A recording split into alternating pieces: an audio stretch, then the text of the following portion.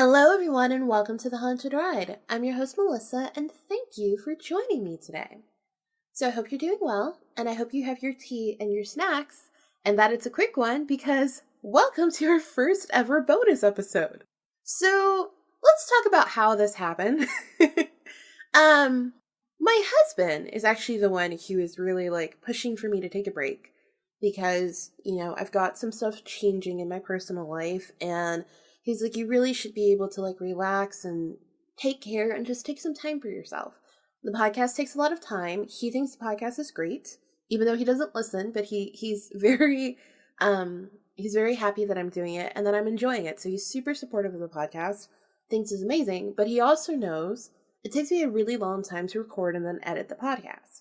He's also the same one who thinks I over edit, but we'll get to that later. So we discussed this. He actually wanted me to take a break almost a month ago, and I didn't do it. And then finally I was like, okay, well, things are changing, so I should take a break now. So I was like, okay, we're going to take the break. He was super excited. He's like, yay, I'm happy you're taking the break. And then so he's known about this for a while. Then last night I told him what I was planning on doing. I was like, yeah, I'm just going to repost an old episode, maybe make a little new intro just to if I have any news. And he goes, well, do you think your listeners are really going to like that? And I'm like, I don't know. So I'm sitting here and I'm like, I got the idea from a podcast I used to listen to. Whenever they would go on a break and they ran out of episodes, they'd repost an old episode. It would only be one or two. That's it. You listened if you wanted to listen, and if you didn't want to listen, you didn't want to listen. That was it. So to me, I thought it was a good idea because I'm sure that some people haven't listened to every episode. So maybe it might be a good idea. So then he's like, well, what if you did this thing? Then he starts thinking about all these things. He's adorable. But his idea would be more work than it is for me to record and produce a normal 30-45 minute hour long episode. And I was like, honey, you're adorable, but no. That's the complete opposite of taking a break. So I did some research because this is what happens. And I did some research, and some people were like, well, what if you just do a quick little bonus episode? And I don't know why, but I completely forgot that when you post episodes to a podcast, you can post them as trailer, full, or bonus. I completely forgot because I never click it. I'm just yeah, it's a full episode. I've never thought about that. And I was like, holy crap, I could do that. I could do a quick bonus. And I was like, I actually have a really funny story that I want to share. And I was like, okay, well, crap. Now I gotta wait till weeks to share it. So that's kind of cool. And I was like, yeah, we'll just do that. So we're not gonna have a promo. This is just a bonus. It's gonna be quick, easy, fun. This is how normally the Patreon bonus episodes are. They're quick. There's a lot of me laughing and cursing, so there's that. And making random comments. And yeah. So to get into the little snippet of a story, I had something strange happen to me on Wednesday of the same week. So my last day is actually Memorial Day. And this week, all of the directors of the individual accounting teams at our different locations came in. So I worked in accounting, and you had your own kind of business units that you took care of. So that meant that everyone's was coming in, which meant that mine were coming in. And there were two in particular who I really wanted to see and say goodbye to because I've had them for the longest. They've always been super, super sweet. One of them I am going to keep in contact with, even though I'm not there anymore. And the other one, he's just really, really sweet. So we will call him John. Last year when I met him, he did this thing where he stood oddly close to me. Where we had actually turned to face someone else, and because he was so close to me, his arm kind of touched mine. So I kind of, scooted to the side, and that was it. I didn't think anything else, but my brain flagged this item as weird. So John, anytime he decides that he needs to ask me for something or ask me a question, he doesn't just come out and ask me a question. He will actually literally write me a letter. Like, he will write me a 5-paragraph letter. The first paragraph will be like, "Hi, Melissa, how are you doing? Like, how's the weather over there? The weather over here is like blah, blah, blah, blah, blah. And like this went on and like that." Like, he literally like writes me a letter. So we walk into the room where we're going to have lunch and be able to actually spend some time with our directors. And I'm looking for him because we have 3 new girls, and I was trying to point out like, oh, who's who and blah, blah, blah, because nobody else was doing it. And I was like, "Where's John? Like, where's John? Like, I can't find him." And I feel someone staring at me. And I look over, and it's this gentleman, but he's sitting down. And he's super far away, so I can't tell, like, he has a shirt with a logo on it, but I can't tell what the logo says. But I know that's not John, because John has really long hair and a beard, and kind of looks like he could be a lumberjack. But this guy has, like, very, very short hair, like, almost like a buzz cut, no beard, and is, like, kind of buffed up a little bit. So it's like, okay, like, that's not John. So I'm asking someone like, "Oh, no, did John come?" Because I found out another one of my directors didn't come. And they're like, "Yeah, John's over there." And I was like, "That's not John." So I was like, "That's not John," because this doesn't look like John from last year at all. So I go and I find my other director, who I was wanting to spend the majority of the time with. And the way that they organize the seating is all the directors are on the outside of the table. And then they make all of us sit on the inside of the table. So we're directly across from whoever we want to sit across from. So I knew where she was. So I was like, "Yeah, I'm going to sit over here." So I'm kind of like trying to rearrange the chair because they moved them real close. And I kind of get like situated in the chair a little bit, but I'm a little uncomfortable. But I really wanted to speak with this director. So I just was, whatever, it's fine. And then I feel someone like approaching me. So I turn, and it is the same person that someone said was John. And I now see the logo is the logo of where John works. And I was like, holy crap. It's like, what happened to you? So he comes over and he like immediately like grabs me and gives me a big hug, which I didn't know we were on a hugging basis. So I'm a very affectionate person when I love you. Like, if I love you, I just love you. I will hug you. But if I don't feel that way about you, I don't like to be touched by people. I'm an empath. I pick up on things very quickly, especially now that I'm more open to all of these experiences and the paranormal, and I open myself up completely. So like, I pick up on those very, very quickly. So when he hugged me, I picked up on an emotion, but I couldn't really tell you what the emotion was. Now that I'm sitting here trying to explain it, it was chemistry. Like, the chemistry that you would have with someone that you're attracted to. But I'm not attracted to him. I have a husband. He's, like, my everything. But the way that John is kind of looking at me is extremely intense. And I'm picking up on it in my mind, but it's like half of my mind is like, this is what's going on. And the other half is like, no, never. Like, that's what my mind's doing. So I'm actually sort of ignoring it, to be honest with you, and just chit-chatting with him like a normal human being. And he's very engaged. Like, he's super engaged. Like, he's really zoned in on me, and it's very obvious. So physically, like, my like empath physical self kind of like takes over. And the other director that I really wanted to talk to, I see her kind of coming close, and I reach out for her and almost kind of like not pull her in, but she was going to give me a hug. So I gave her a hug and kind of like stuck next to her so that energy from him to me dissipated a little. So because I now like almost sort of physically brought her into the conversation, she was gonna butt into the conversation anyway, because she was just like, screw you. And she just came in. We didn't get to finish talking. But I knew that he did really want to finish chit-chatting with me.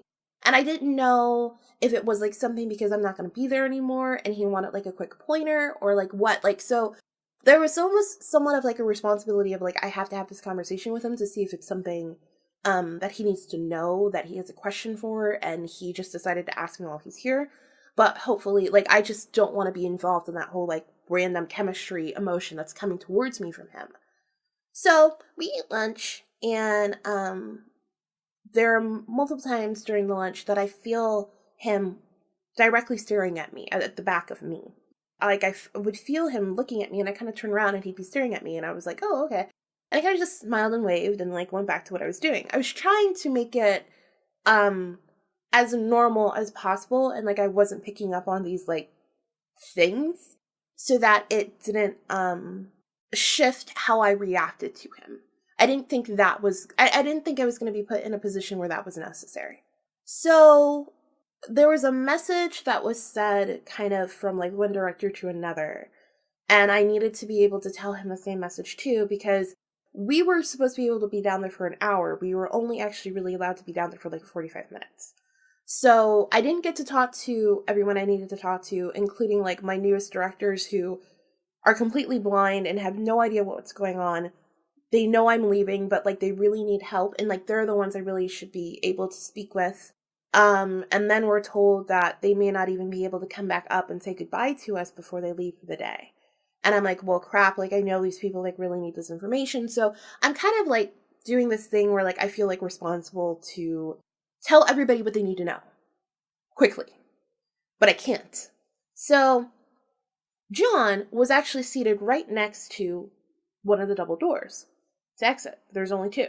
As I was kind of going around and saying goodbye to my directors and kind of, like, quickly giving them little bits of information, I go and I walk past John, and I said, oh, John, by the way, and he stands up, and he does what he did last year, except way more forcefully. So he stands up and completely invades my personal space. I mean, like, I talk with my hands most of the time, especially, like, if I'm more nervous, I'll talk with my hands. And I could not lift my hands in front of me without touching him. That is how close he is to me. Like, you know, in those, like, cute little romantic photos where, like, the two are, like, leaning in and they're, like, you know, their torsos are kind of touching. We were, like, maybe, like, an inch away from that. And I was like, whoa, this is, like, way too oppressive. So I take a step back, and he takes a step forward to close up the space. And I'm like, okay. Okay. And I was like, oh, fuck. So I'm trying, yet again, to, like, make this seem like, in my mind, I was like, okay, if I come off as being nervous or anything, I don't want him to interpret that energy in whatever way it is that he clearly is trying to interpret something from me. So I just said, okay, well, if he's going to stand this close to me, I'm just going to be defensive and stand my ground. So I take my hands, I put them by my sides, and I'm just kind of, like, have them there. And I'm just looking up at him, speaking with him. And it's so obvious that, like, something's going on that actually I kind of out of the corner. He has his back to the rest of the room, but I can see the rest of the room. And I see, like, a number of them, like, turning and looking at me like, are you okay? And he wasn't threatening me at all. Like, that's not the case. It was just, like, he was way too close. Like, way too close to me. So, now, the other problem is that because he's this close to me, not only do I pick up on his emotions from earlier, as an empath, I pick up on the, desire of his emotions. And I wish there was, like, a super easy way for me to say this without it being very crude. So if you don't like crude language, I would suggest that you just ignore this part right now. His desire was essentially for me to have sex with him.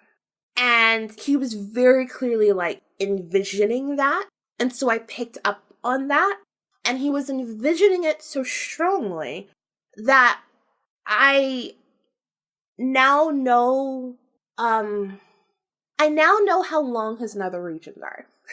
That's the only way I can describe it. And I was just like, oh god, no. Oh, no. So I basically was like, yeah, nice to see you, bye. And I, like, ran. I ran out the door. Someone Someone else was trying to open the door to come in. I was like, no. We almost collided and I just booked it. I ran out the door. I was so uncomfortable. So here's where like this gets even funnier for me. Is like maybe like a couple days. Like I like to listen to this one interview, which is ridiculous. But it's Iggy Azalea. So she had this whole interview, and I was like on an interview thing with different people, and I was having a good old time that day with picking out celebrities that I thought were empaths. And she came on, and so I listened to the whole thing, and she talks about big dick energy, which is what I wanted to name this episode, but I knew I couldn't because iTunes would take it down. So she talks about like people who like they basically walk around and have like a big dick, and they may or may not, like that's not the case, but that's how they act. That's the vibe they put out. And basically that's what he was doing, just very purposely with the intent of having sex with me. Like that's what it is. So I tell my husband everything, especially whenever there's an interaction with a guy, because I tend to have better relations with guys as friends normally. However, I've had to learn that while I do think that guys and girls can be friends without there being any like emotion or attraction or like anything like that going on, I have learned that I have a very attractive personality. It's part of me being an empath and my light, and that I just like to be nice to people. And I don't understand why that seems to like in guy terms mean that like I want to have sex with them. That's not what I want at all. Like I didn't put that intention in there. That's not there. I have no chemistry or attraction to you whatsoever. Like, I don't want anything from you. I'm just being a nice human being. Like, isn't that normal? So I explained everything that happened to my husband. I talked to him about the whole thing. He obviously, as my husband, was upset. But I tell him these things because it was bothering me. And I never want there to ever be like well, why didn't you tell me about this? Like, he would never be like that with me to begin with, but like, I never want to give him the option to be. So I explained to him everything that happened, and I said to him, I said, honey, I said, this is what I don't understand. This is not the first time, the second time, the third time we've had this conversation about like, this happening with guys. He thinks I'm a very beautiful person. I think that I'm very pretty. I'm confident in my appearance in that case, but I don't look at myself that way. I don't wear tight clothes. I wear very like billowy out clothes. And I do that actually because of situations I had in high school where like the guys would come up and they would just grab you. Like they would literally just grab your boobs, grab your ass, grab whatever. Like they owned you. And I was like, no, I don't think so to begin with. Like I'm violent and I kicked a lot of guys in the nuts. I would just come home and be like, yeah, I kicked another guy in the nuts today. And my mom would be like, Melissa, you have to stop kicking them in the nuts. And I said, Mom, I'm taking care of the overpopulation of the world. So like, that's how often that happened. And so I never like being hit on. This is why like none of like my picture isn't anywhere, not even on the About Us page. Like I do everything possible that I can think of to make sure that I don't get hit on, that people don't see me that way. But I've learned like all you can do is control yourself. You can't control how other people see you, and all you can do is like try to get yourself out of those situations. But I don't understand how anyone ever thinks that I want to be in that situation to begin with. That's what I don't get. And it took me a really long time to learn like it's not something I do. But then if it's not something I do, then what is it? So I asked my husband. I was like, honey, I don't understand why this happens. Why are guys attracted to me? I don't get it. And he said numerous things, but I'm going to quote this one thing he said. He said, think about it this way, babe. He was like, if you have someone and every single person they go to, they punch them. So they go to person A, they get punched. They go to person B, they get punched. They go to person C, they get punched. And then they go to somebody and that person doesn't punch them. Instantaneously, they're going to love that person because they're the only person who treats them right. He goes, you're that person. You're nice. And it's like, but what does niceness have to do with, hey, I want to go fuck this girl? Like, why? And he said, well, honey, he said, it's rare to find people who are nice and good-hearted in this world. That is how you are. And that's beautiful and that's amazing. But because people don't always get that, there you go. And I was just like, motherfucker. So yeah, that was my instance with to quote Iggy Azalea, big dick energy. But I hope you guys just enjoy your day and be safe, love yourself and love others. And like we always say, don't let the ghost get you. Bye.